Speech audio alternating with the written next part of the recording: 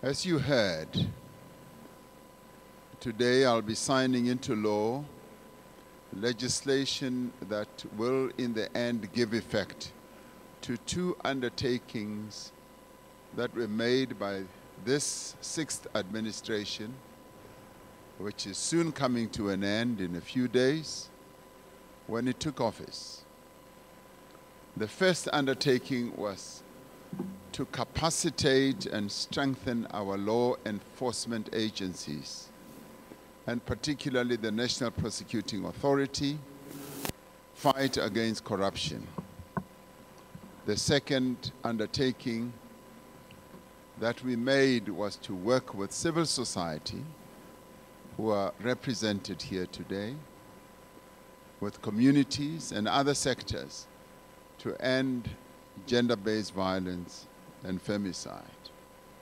You will know that last week here at this very spot, we signed the National Health Insurance Bill into law. Soon after signing it, there was a flurry of opposition to the enactment of that law. And I'm hoping that today, much as you are not smiling, I'm not seeing any smiles, you are all so serious as the police and soldiers that I often see around, surrounding me. You're too serious for my liking. Now you are being proper South Africans. Now I'm hoping that once I've signed these two pieces of legislation, there won't be the same flurry of opposition that we experienced when the National Health Insurance Act was enacted. We have previously held public signing ceremonies for important legislation, for instance, like the national minimum wage and the constitutional amendment to make South African Sign Language our 12th official language. The public signing of transformative legislation promotes transparency and accountability. It helps to ensure that the citizens of our country do become aware of the laws that affect them, that they understand what these laws are all about and what they entail, and also to understand that through the enactment of these laws, they, the citizens of our country, will be better empowered to exercise their rights under these laws. Now, there are many other laws that I sign. Like I will be signing a few more laws before the full end of this, or the last day of the term of this administration. But some of those, yes, do impact on the lives of our people. But those that we've decided to sign more publicly are those that directly impact on various processes, such as the two that I have enumerated. Corruption and gender-based violence are two scourges that plague our country and corrode our social fabric. As we mark 30 years of democracy, we know that our aspiration to be a fully equal society cannot be achieved as long as criminals and corrupt people steal the resources meant for the benefit of the poor, and for as long as this country's women and girls do not feel safe and feel free to walk the streets of our country. The two pieces of legislation that I will sign today do form part of the government's efforts to strengthen institutions, to develop partnerships, and to build state security, but more importantly, to improve the lives of our people. The first piece of legislation facilitates the establishment of the National Council on Gender-Based Violence and Femicide. Now, this statutory body which was envisaged in the National Strategic Plan that was crafted by the women of our country. Soon after I became president, many women in our country marched to the union buildings and said they will not leave until I have come to listen to their cries and their concerns. And indeed, they were here gathered outside for the rest of the day. And one kept thinking that, well, they will deliver the memorandum to the Director General, but they made it clear that we are not going to leave. We are going to sleep here.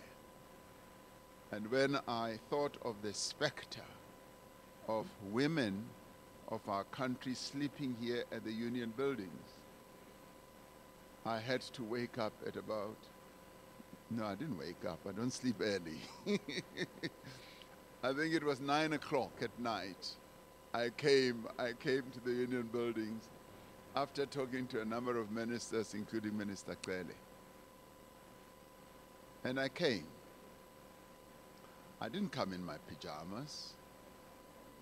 I came fully dressed in a tracksuit or something. And they outlined the concerns and the heavy burden that they were bearing as the women of our country.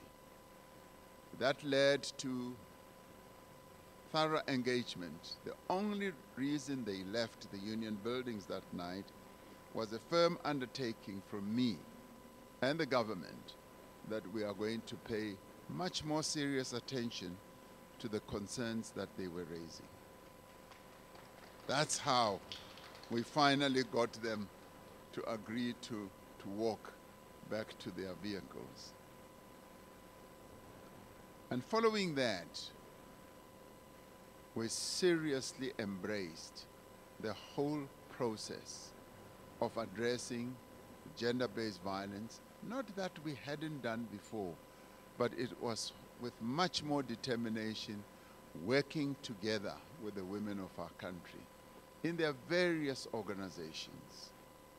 And for me, the greatest joy was being able to hear them one after another. And I recall very clearly when one of the women, when we held the first summit, they made me sit right in the front, as I always do. And she went to the stage, and in describing the hurt and the injuries that she had sustained, she even undressed in public. And it was not so much to make a spectacle. It was much more to demonstrate what gender-based violence does to the women of our country. And I can tell you that the message sunk in. It was after that summit when they had taken decisions, clear decisions to put together a national strategic plan, that we embarked on a much more enriching journey, which has led to the amendment of a number of other laws that deal with bail refusal for those who are accused and who are charged for either rape or murder of women, and many other processes and legislative strictures that should follow that. Now today, the statutory body that will be part of this act will coordinate and provide strategic leadership to fight against gender-based violence and femicide. It will be multi-sectoral, drawing on the experience and expertise of a number of stakeholders, including civil society, labor, and business. Now, establishing this council was one of the resolutions, as I said, of the first presidential summit on gender-based violence and femicide, which I convened in 2018. Since then, working together, we've made important progress. The National Strategic Plan was developed together, as I said, with civil society, and was a response to this national emergency, which I dubbed the second pandemic, following on COVID-19. We have funded the Women's the Women's Economic Assembly, collaborating with civil society and business. This initiative aims to integrate women-owned enterprises into industry value chains, promote sustainable economic development, and empower the women of our country economically. And this we did too, in response to some of the issues that were raised by the women of our country as they spoke out about the abuse of women, not only physically, but economically as well, and called out that we needed to be much more serious on economically empowering the women of our country. Around 21 billion rand was dedicated over the medium term to the implementation of the 6 pillars of the National Strategic Plan, including the economic empowerment of women. We enacted new laws, as I said, to strengthen the response of the criminal justice system to gender-based violence. We have worked to improve the support provided to survivors of gender-based violence through the establishment of the new Thuthuzela care centers. And it's always a joy whenever I meet with the director of the NPA, when she comes to tell me about the work that is being done also by the NPA, working together with others, about Thuthuzela centers.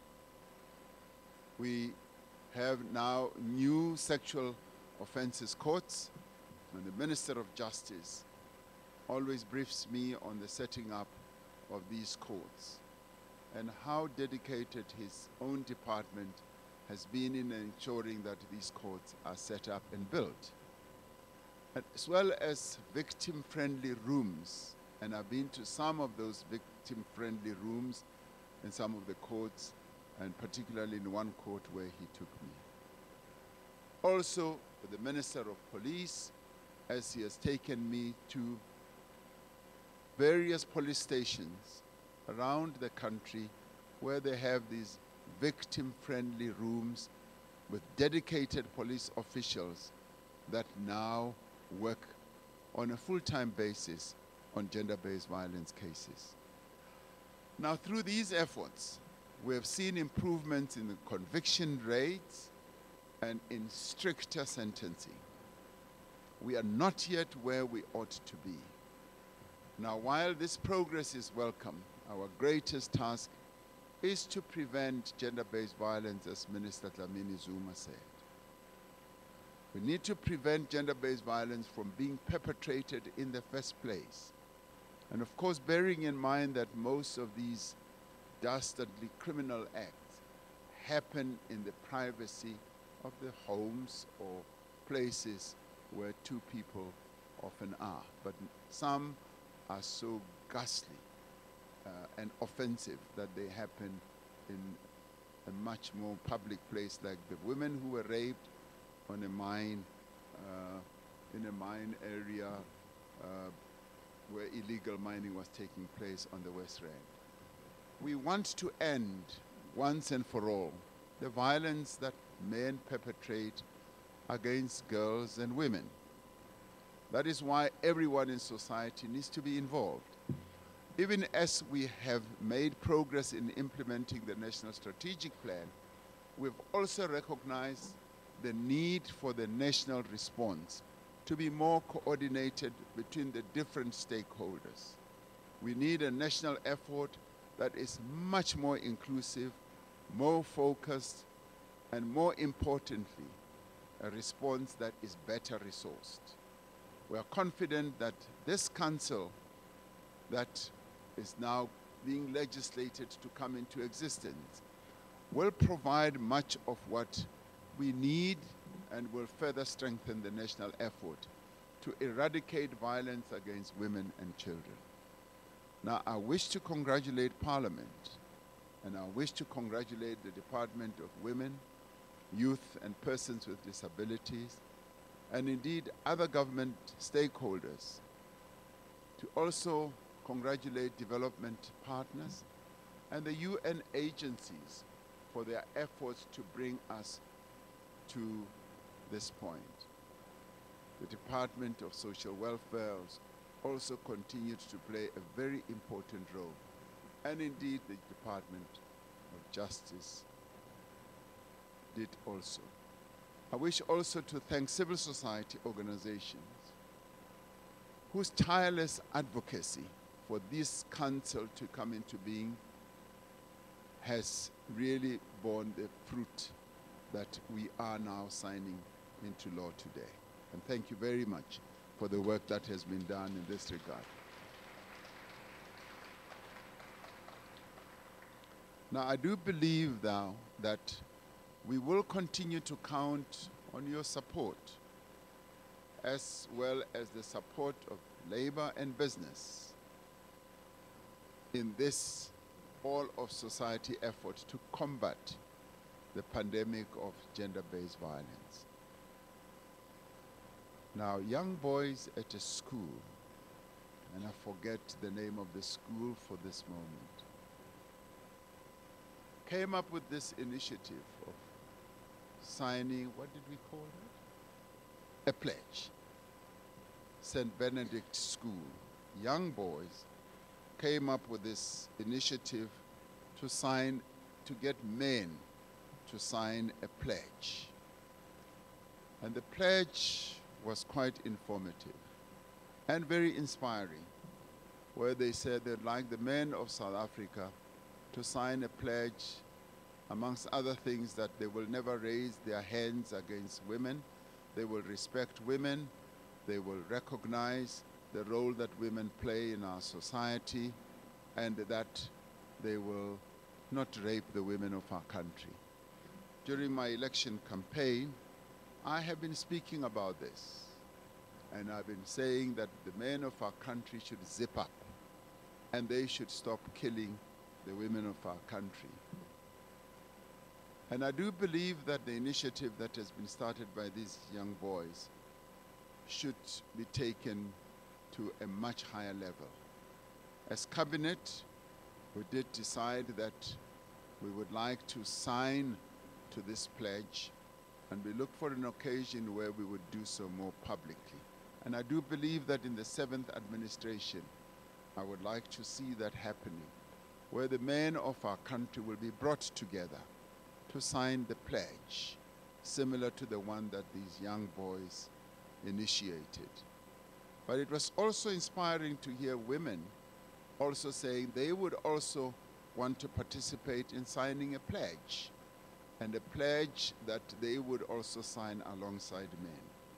So I do believe that we are going to start getting on with doing a number of things, start various initiatives, Minister Dlamini Zuma, that will lead to the curbing of incidents of gender-based violence and raising the level of consciousness so that we can prevent occurrences of gender-based violence.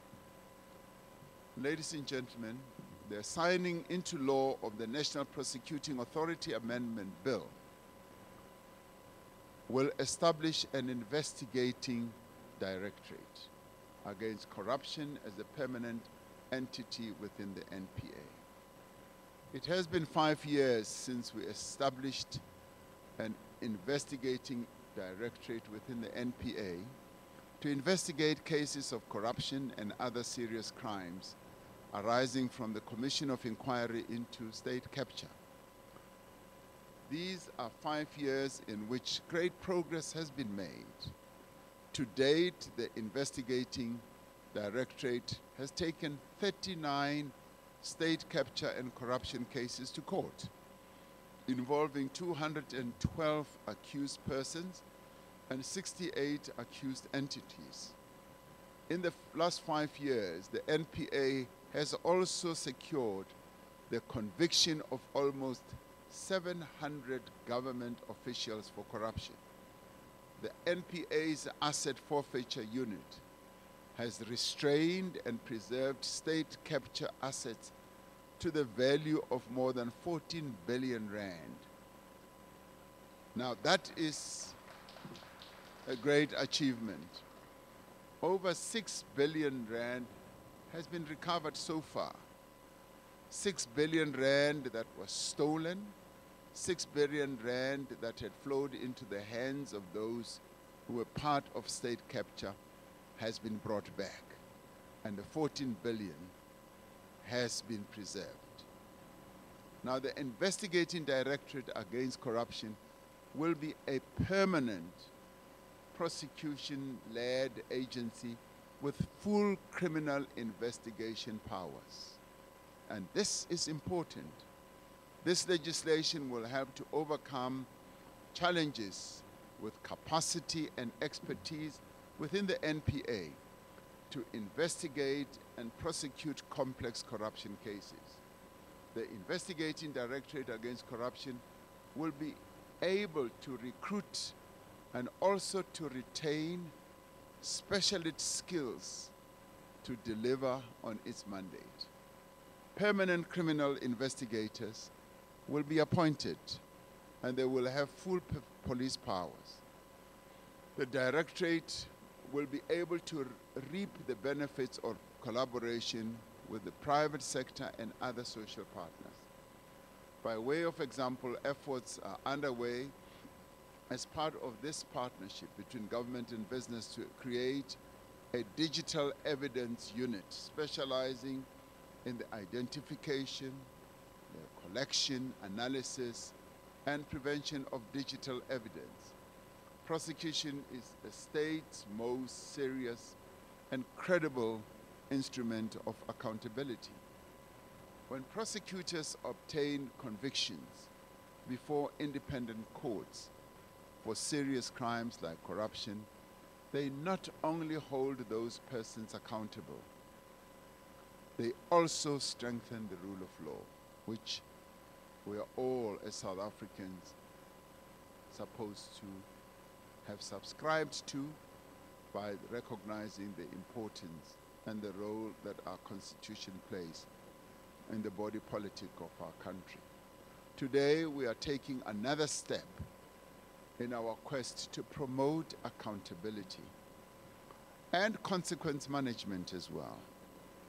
The criminal actions of those involved in corruption and the perpetrators of gender-based violence may differ in nature, but the consequences of both are devastating.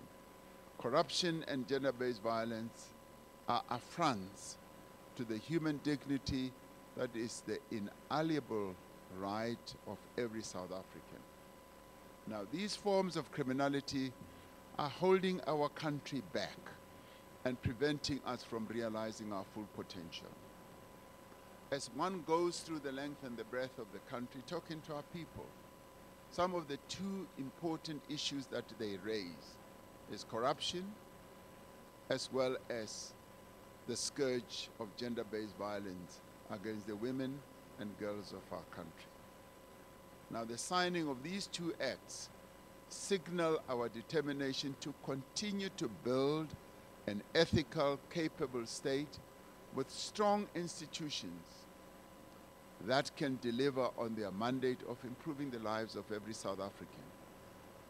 Now, I want to call on all stakeholders in government, in business, in labor, and across civil society to make these two new entities a success.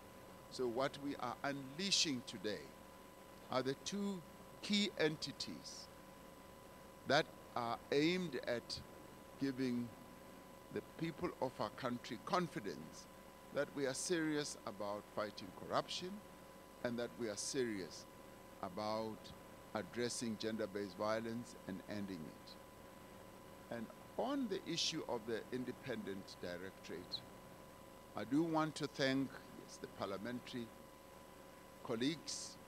I also want to thank the various departments.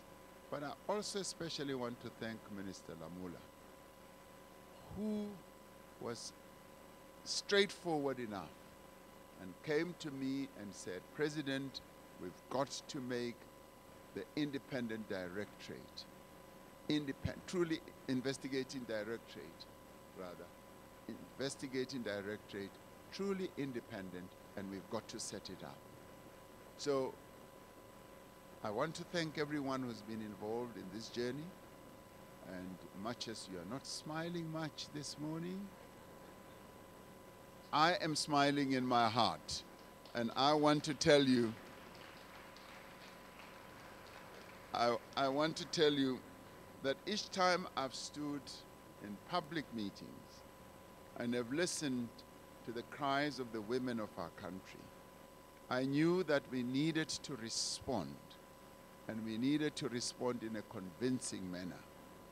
And each time I stood in Parliament, as various members of Parliament kept on harping on the issue of corruption and saying, you are not doing anything about corruption.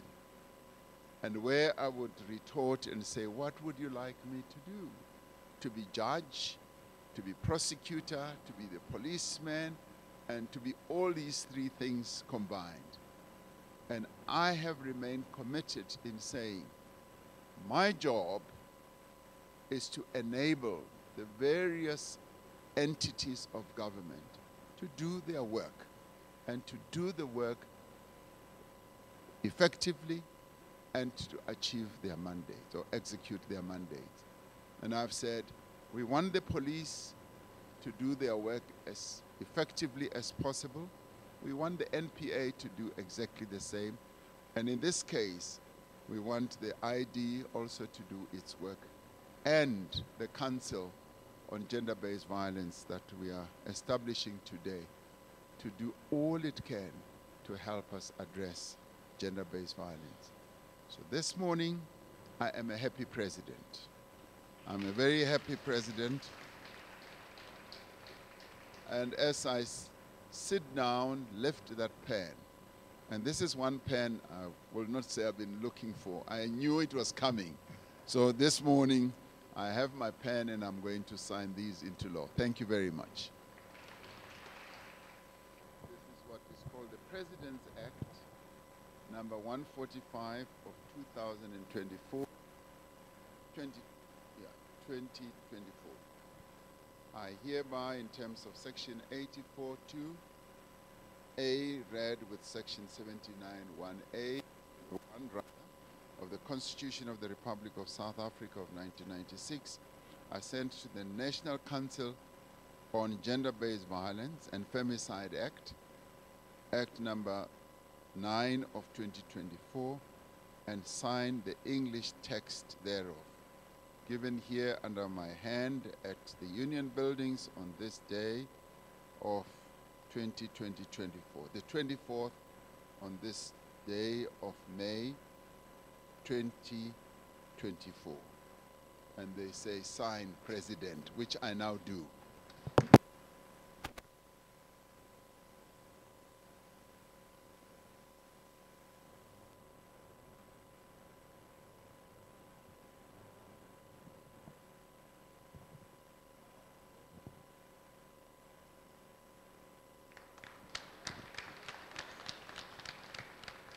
Thank you very much, Mr. President.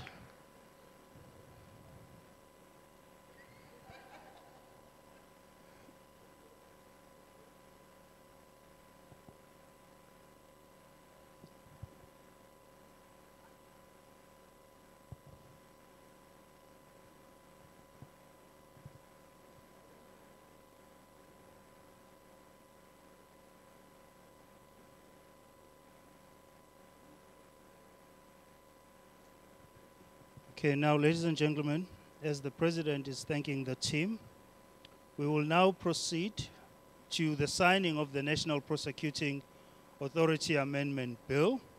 At this time, I'd like to invite Minister Lamola. I'll also invite the leadership of the NPA and the Deputy Minister, John Jeffries. I'd like to invite other senior officials of various law enforcement agencies that are present. Minister Cele, Commissioner Masamula,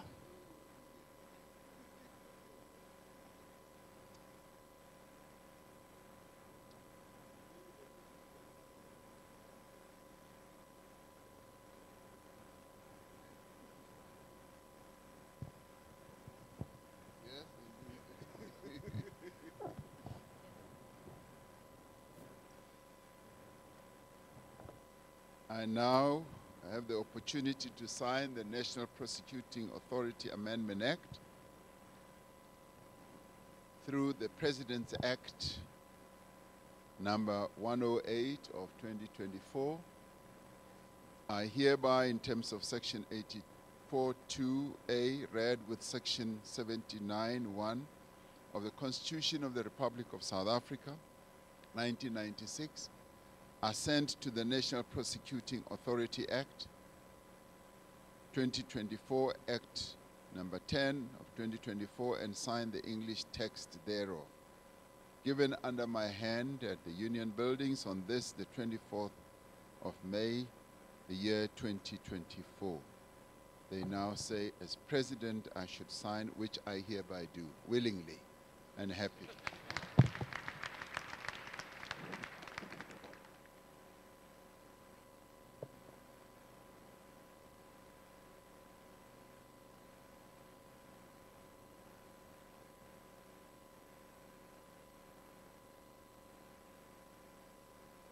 It is now the law of the Republic of South Africa. Thank you very much. Thank you very much, Mr. President.